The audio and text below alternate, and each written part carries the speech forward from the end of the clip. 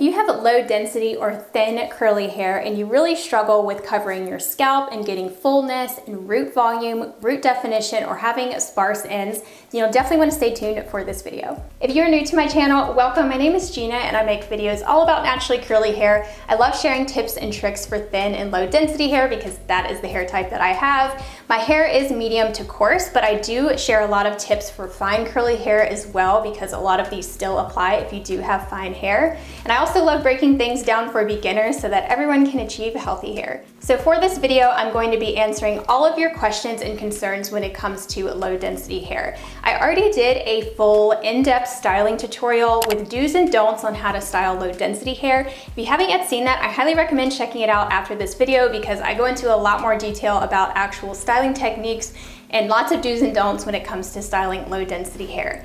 But this video is sort of going to be a follow-up to that where I'm answering some of your questions about some things that you're still really struggling with when it comes to low density thin hair. So in this video, I also wanted to give you an update on my hair shedding and my hair growth journey. As you guys know, I did do a video all about shedding where I talked about how I was testing out the Curlsmith vitamins and the hair serums and stuff that they have for 90 days. And I think we're at 90 days now. So I wanted to give you a little update because I've had a little hiccup in my journey and I got some blood work done. So I will include that update at the end of the video. I know a lot of you have asked if I'm still using the products and what my thoughts have been. So let's go ahead and get started with the wash day routine. So this routine is going to be using some new products from Aveda that I got recently. This is from their Nutriplenish line, which is actually a line that is fully silicone free and sulfate free, which is new for Aveda because their old Be Curly line actually did contain silicone, so it's nice to see that this one does not. It doesn't say it's specifically designed for curly hair, but it is listed under their textured hair products on their site. And I'm definitely gonna share with you my honest opinions and thoughts on these and if they're worth purchasing. So I just got done with a workout and my hair is in desperate need of a wash. I'm actually on day 7 today. I've been pushing my hair a lot longer. If I don't really have anywhere I need to be during the week, I just skip refreshing a lot of days, but it is in much need of a wash. So today's Saturday, I'm gonna dry detangle because the tangles are so bad from where I've been putting it up in a bun and then taking it back down. I've still been using this pre-shampoo oil from Flora & Curl. It's the Soothe Me one. So my mic totally messed up after this, so sorry about that. So I'm just doing a voiceover for this part, but I was basically just explaining the reason that I like to dry detangle because my hair is really prone to breakage and it's just a lot better for our hair to detangle when it's dry because it's in a stronger state. So after I fully detangle with my fingers, I'm just gonna put it up in this clip. That way it can set. You wanna let the oil sit in your hair for about 5 minutes before you go in and shampoo. And then I was just explaining that I'm about to hop in the shower and then shampoo and condition with the Nutriplenish shampoo. This is the light moisture version. They do have one, I guess, that has stronger moisture. This is pretty lightweight. It says that it's not stripping, but my hair definitely feels like it needs conditioner after I use this, so I would say it has a pretty strong cleansing ability. Also, I forgot to mention, I do like to use conditioner before shampoo, so I'm gonna use the Nutriplenish conditioner. This is the lightweight moisture version. All these products contain coconut oil, mango butter, oat extract, and also pomegranate oil. The conditioner is actually really nice. I think it is very moisturizing, especially for even being a light moisture product, and it has great slip as well. So now that I'm out of the shower, I'm gonna go ahead and deep condition. I'm gonna use this one from Curlsmith. It's the Hydro Cream Soothing Mask. This is actually a really lightweight mask. I know a lot of you were asking about how to deep condition if you have fine or low density hair that tends to get way down, and this is a really good option because it's super lightweight, but it actually contains hyaluronic acid, which is super hydrating. So I'm gonna take about that much, and you can just focus it on your ends if you're worried about your roots getting weighed down. Another good option is you can apply it to your hair before you shampoo, so you can actually use a deep conditioner as a pre-poo. You would just wet your hair down first, then apply it, and that can actually help and not be so weighed down because then you're shampooing your hair afterwards. However, I don't love to do that because I just feel like it's shampooing out all the goodness that you just put in your hair and stripping back out all that moisture. But I know a lot of people do like to do it that way and get great results. Now I'm just gonna comb this through to make sure everything is distributed. So you always want to check the label in terms of how long to leave this on for. This one says 10 to 15 minutes, so 15 minutes is what I'm going to do while I go do my makeup, and then I'll come back and rinse it out. Alright, so I just rinsed out that deep conditioner. It always softens up my hair so well. It feels so good and hydrated. Another tip that I wanted to mention if you do struggle with deep conditioners weighing down your hair is make sure you're thoroughly rinsing all that deep conditioner out. especially if you're rinsing upside down like I usually do so I don't mess up my makeup. I rinse over a tub. I really have to make sure that I kind of massage my scalp and make sure that all the deep conditioner is rinsed out from like this area because the water is on the back of the hair. So one of the other questions that I got was, which is better to wash your hair upside down or right side up? Well, I personally prefer to wash my hair right side up because I get so much less shedding that way. Anytime I'm like putting my head upside down and then coming back upwards, I always shed a lot when I do that. It's a lot easier to cleanse this section of your scalp when you're upright, and that's where most of the product buildup tends to be because that's, you know, the top of your head where you're reapplying products like when you're refreshing and stuff. And when you're upside down, you can't really reach this area very good. I mean, you can go from like underneath, but whatever works for you. But I just prefer to shampoo and condition in the upright position. I get a lot less tangles, less shedding, and it just works better for me overall. So I'm gonna put this around my shoulders just so I don't get styling products all over me. Let me go ahead and pull up the questions too so I have them. So another question said, I use a fine tooth comb to lift my wet hair up and back after showering to create root volume, but I always get vertical strips of exposed scalp when I do this. Any tips?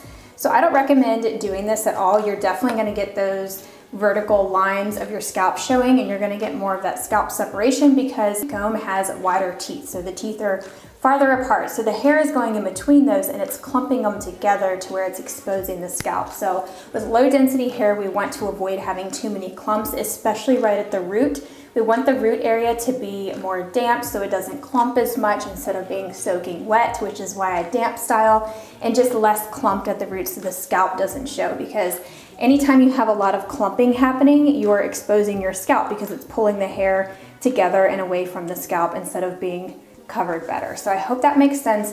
I would recommend using a brush. These are the two that I've been styling with today. It's the Conair detangling brush and then this Tangle Teaser brush that I've been testing more. This one actually has more teeth, so it might create less separation as opposed to this one where the teeth are a little bit farther apart. The more teeth that you have in your brush when you're styling, the more separated that your curls are going to be, or the more separated your clumps are going to be, as opposed to wider set teeth on your brush or comb that's really going to clump the hair together. So we don't want too many clumps for this. It's a fine line between getting some nice curl clumps and ringlets and not having everything clumped together too much and making your hair look transparent when it is dry. So in order to get fuller hair and less clumps, you'll want to damp style your hair. So my hair is towel dried. I first wrapped it up in this hair repair towel, let it sit for like a minute or two just to absorb the excess water at my scalp. You don't want to have water dripping down your scalp when you're applying your products.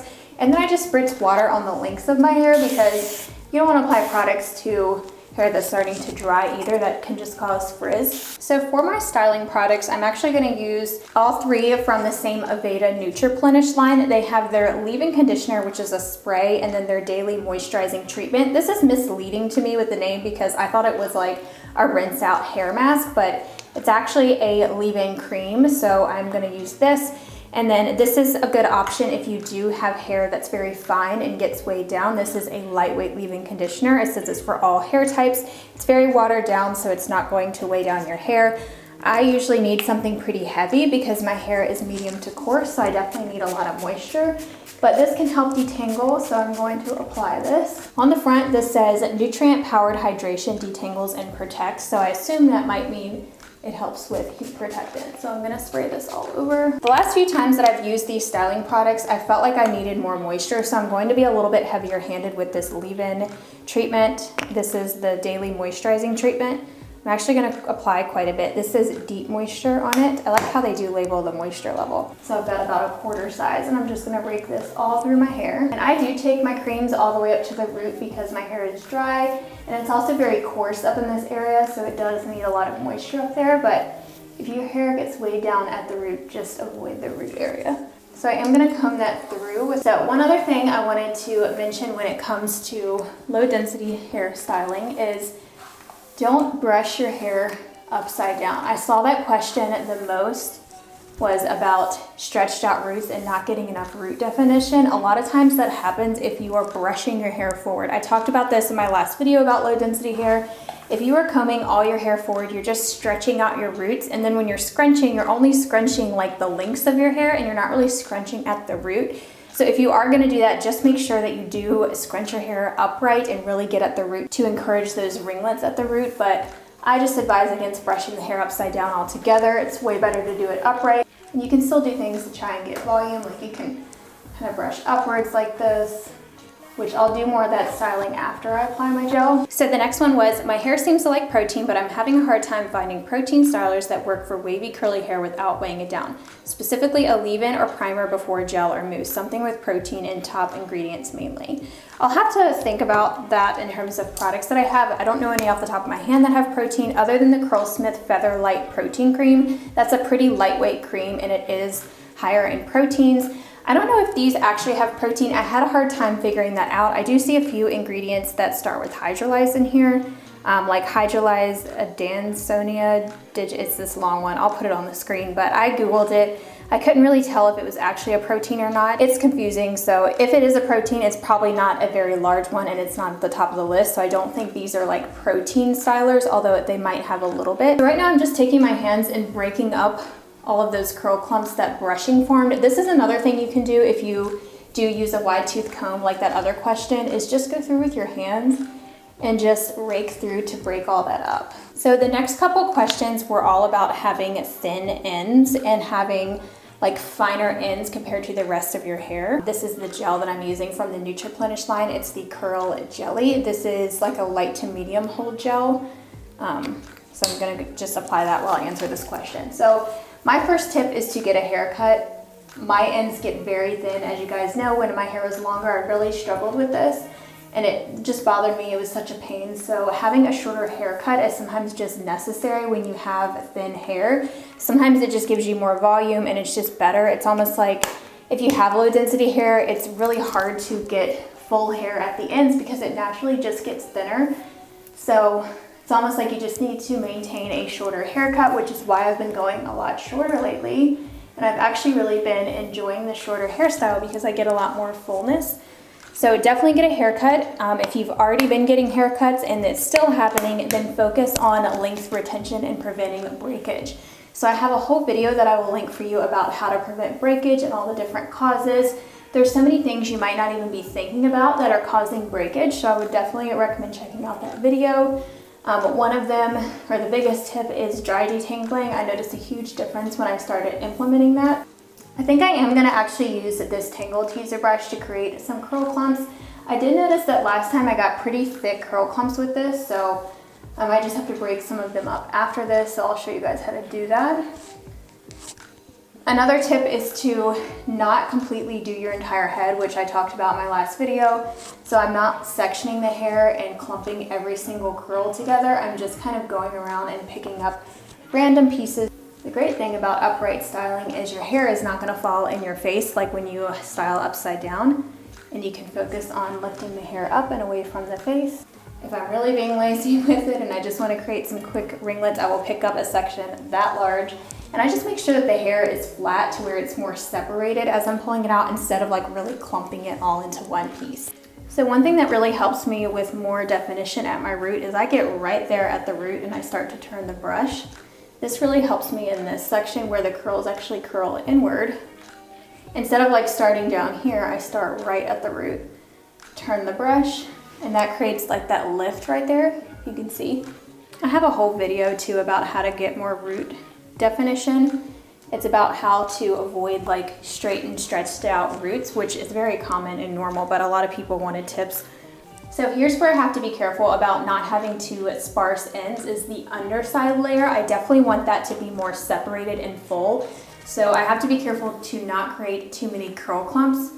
Like if I were to leave it like this, you probably can't really tell, but I would have like 3 curls hanging down in the back and that's it. So don't want to do that. So a lot of times I will brush through them just to help encourage those ringlets underneath, because I do want them to shrink up, but I don't want them to stay that clumped together. So I just take my hand and kind of break them up. See me do this a lot before I diffuse. I'll just kind of break up the curl clumps like this. So the next question is styling the back of my hair in cowlicks. So I assume you're having trouble with this. Y'all know I always struggle with this. Just about every styling video I show this trick where I basically take the hair like this at the crown, because mine happens in the back, and I put the brush right at the root, curl it like that, and go up And then sometimes I even pick up another layer underneath and I brush this upwards. This is similar to actually brushing your hair upside down where you're getting that volume, but I'm just doing it upright. So I'm still brushing the hair up and away from the scalp.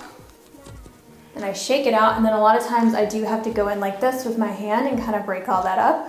One thing I was noticing the last time I styled is I was still getting a lot of this part showing in the back, and I think it was because of this brush. I think it was creating too much separation with the wider spaced bristles, so that's why I went with this one today. These are spaced very close together, so I'm actually going to kind of try and brush it a little bit like that and just kind of shake it out.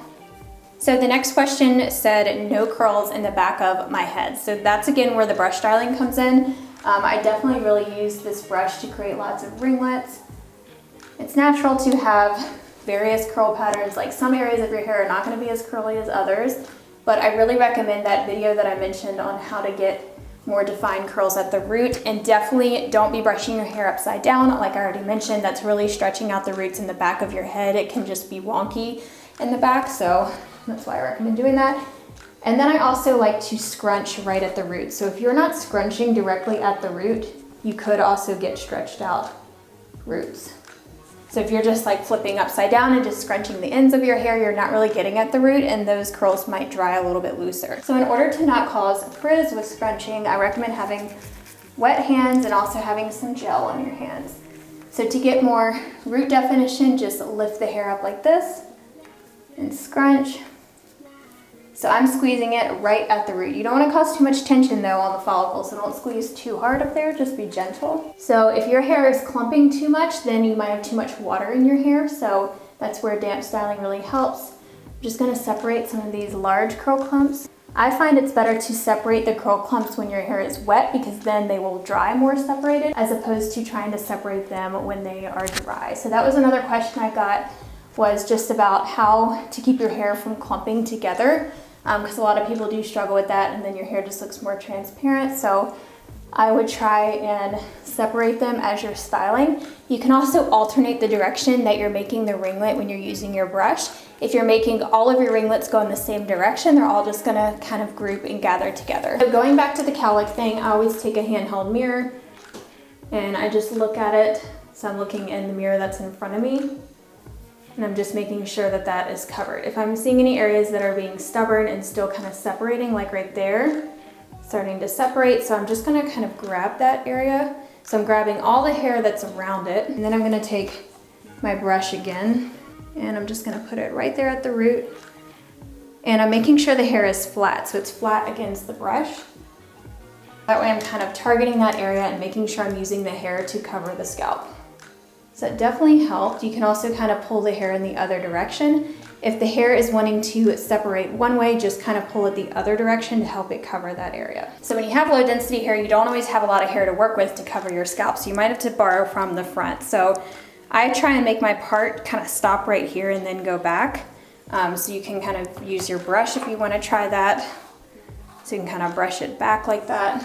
This also helps with volume too at the root. So now I'm just gonna go around and microplop, which is just the method of scrunching your hair with your hair towel, and you'll see the ringlets really come through after this.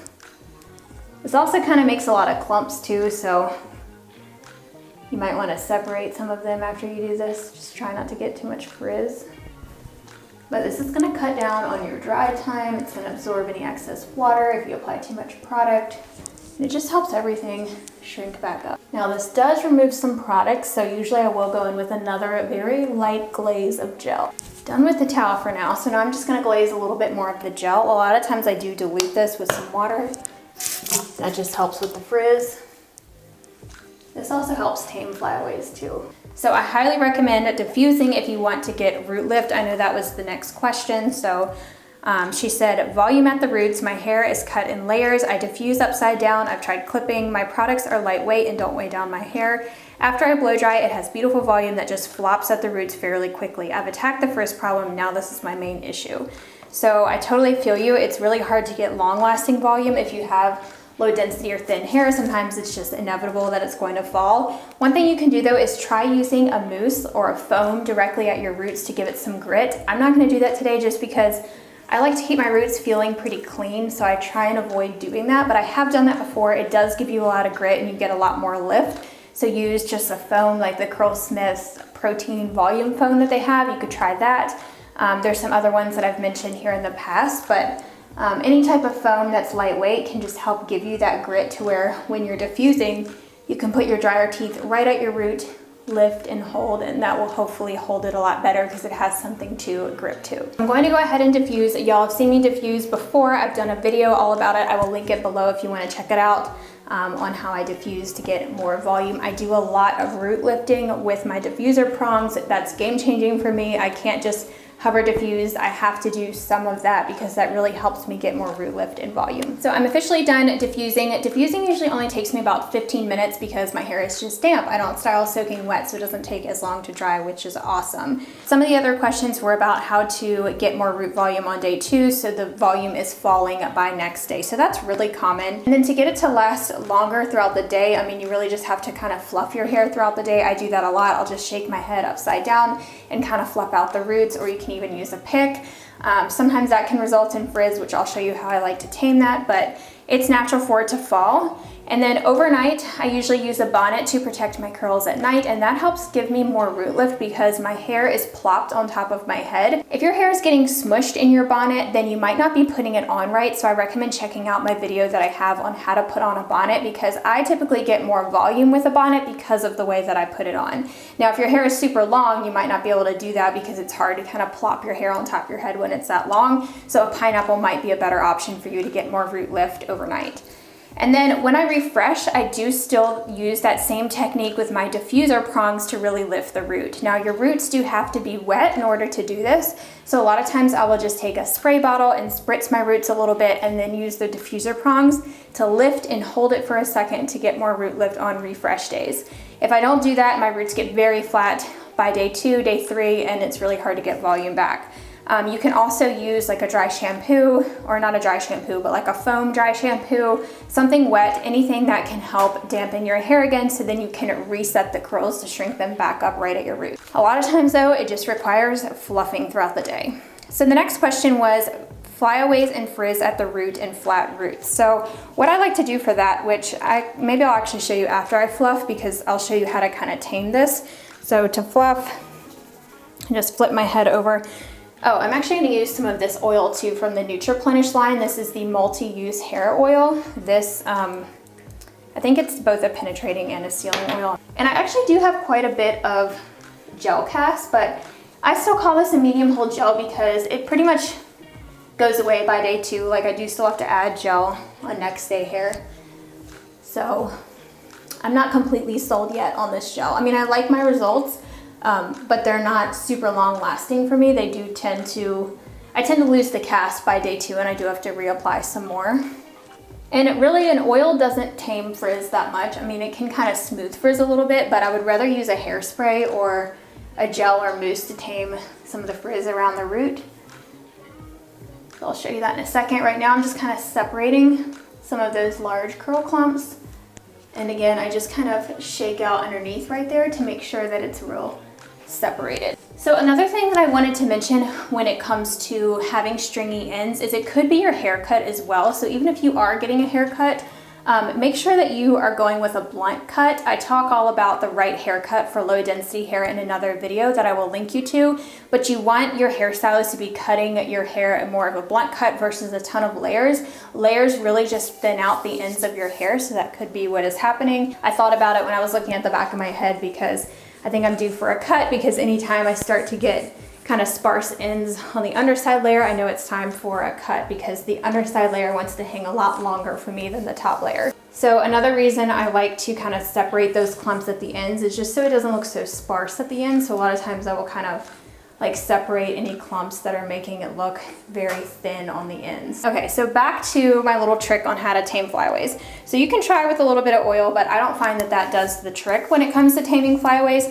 I usually have to take a little bit of gel or hairspray. This is the Bounce Curl hairspray. This is by far my favorite when it comes to humidity in the summertime. So you can spritz a little bit of this on your palms. Maybe I'll just do a little bit to show you. If you don't want to spritz all over your hair, maybe even add a little bit of water if you don't want it to be too strong, because a little bit of this goes a very long way. You can just kind of tame the flyaways like this. So I would recommend doing this after you've already fluffed your roots because that can sometimes create some frizz at the root. Just kind of tame it like this. So another really easy way to do this is just take some of your gel that you used on wash day, add a little bit of water, just a tiny bit, and just kind of smooth over the canopy to tame those flyaways. Oh, so the next questions were just about air drying. So someone said, how do you achieve volume without a diffuser? And then the next question was any air drying tips. So it's really hard to get volume without diffusing. That's why I swear by diffusing. I don't usually ever air dry because my hair will dry so flat and stuck to my head. So really the only thing that I know of is flipping your hair from one side to the other. So not just letting it dry straight. So flipping all your head over to one side, walking around and letting it dry like that, or using root clips. So here's an example of a root clip. These are from Weedad. It's just like a duckbill clip. And so you can put these right at the root like this. Sometimes I even do this while my hair is still finishing drying after diffusing to kind of set it in place. So for my final thoughts on the Aveda Nutriplenish line, I do really like my results. I think they look great, but where I'm getting hung up with recommending this completely is I don't love my next day hair results. I find that my curls kind of get dry by day 2 or day 3, and I don't love to have to refresh every day. I'm kind of lazy when it comes to refreshing, so it's nice when products can hold up a lot longer and still look great by day 2 and day 3 and day 4. So I will be sharing an update over on Instagram. I'll be posting to my stories every day this week so you can see in real time how my hair is lasting. So if you're not already following me there, I will put the link for my page down below. They all did the job. My hair looks good, I think, and it came out the way that it normally does, but I wasn't overly impressed with any of them to be like, you need to go try this line now. And especially when there's other lines that I really like and I find that I get longer lasting results from. So that's kind of what I'm comparing it to, but overall my hair still looks great. The smell is really strong though, so if you're somebody that can't do fragrances, you probably aren't gonna like this. It's a very botanical scent. If you've ever smelled any of the Aveda products, they use a lot of natural fragrances, so it is pretty strong, kind of smells like essential oils. That doesn't bother me though. I think they smell pretty good. It just is pretty strong. So I'm gonna link you to these products in the description box down below if you do want to check them out from Aveda. And I will also link you to any of the tools and stuff that I use, like the brushes and my diffuser and all that kind of stuff. So I did wanna also update you on the Curlsmith 90-day hair vitamins that I have been using and also the serums. If you haven't already seen the video I did all about shedding, I will link it down below, but in that I shared how I've really been struggling with shedding and it's gotten really bad over the past few months, and I've actually started noticing a loss of density in my hair compared to before. So I am currently still using the 2 serums. So there's the nighttime serum and the daytime serum that you use, which helps stimulate the scalp and help with density and hair growth. I'm currently paused on taking the vitamins though, and that is because I had blood work done at the doctor. As I mentioned in that video, I kept saying how I need to go get it done and I kept putting it off because I hate needles, but I finally had it done and my blood work panel revealed that I'm severely iron deficient, so I'm anemic. So the levels were pretty low, and with an iron deficiency you can experience hair loss or excessive shedding, and one of the other signs is brittle nails. So my nails have always peeled, mainly these, like the top layer has always peeled off, and I never knew what it was. I always thought that I just had like brittle dry nails, but when the Curlsmith vitamins were not helping with that thickness on my nails, they were helping my nails grow, but they were still peeling. I knew that something had to still be wrong because normally when I take vitamins, it does really help with that.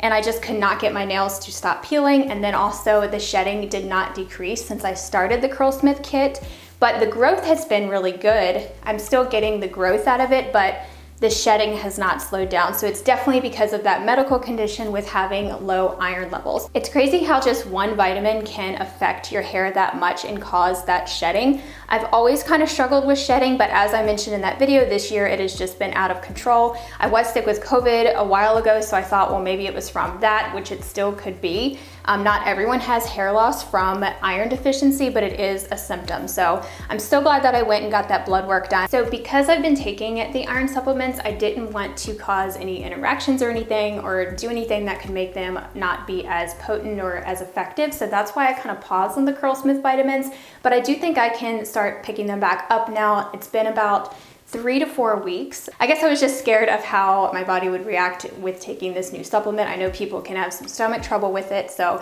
I just didn't want to cause any other trouble. So I did pause on them for a little while, and I did continue to use the 2 serums. So now I think I could start with the supplements again, probably because I know that I tolerate the other supplements pretty well and it hasn't been hurting my stomach or anything like that. So it's currently been, as I mentioned, 3 or 4 weeks since I started them. They say it can take up to 6 months for your iron levels to level back out, so we will see. Highly recommend getting a blood panel done if you haven't already. I did mention that in the video because there are so many health issues that could cause the excessive shedding, and one of them also being a thyroid disorder, which we did check those levels, and luckily I'm completely good there.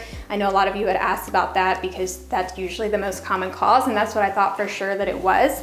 But luckily, all those are good. It's just the iron levels that are bad. But I am still using the serum, so hopefully those will work. But this just shows that nothing topical or sometimes even hair growth vitamins cannot fight something that's going on internally. So that's why the blood work is so crucial. So that's it for today's video. If you have not already subscribed to my channel, make sure you do so before you go. I would love to see you back next week, and I'll talk to you in my next video.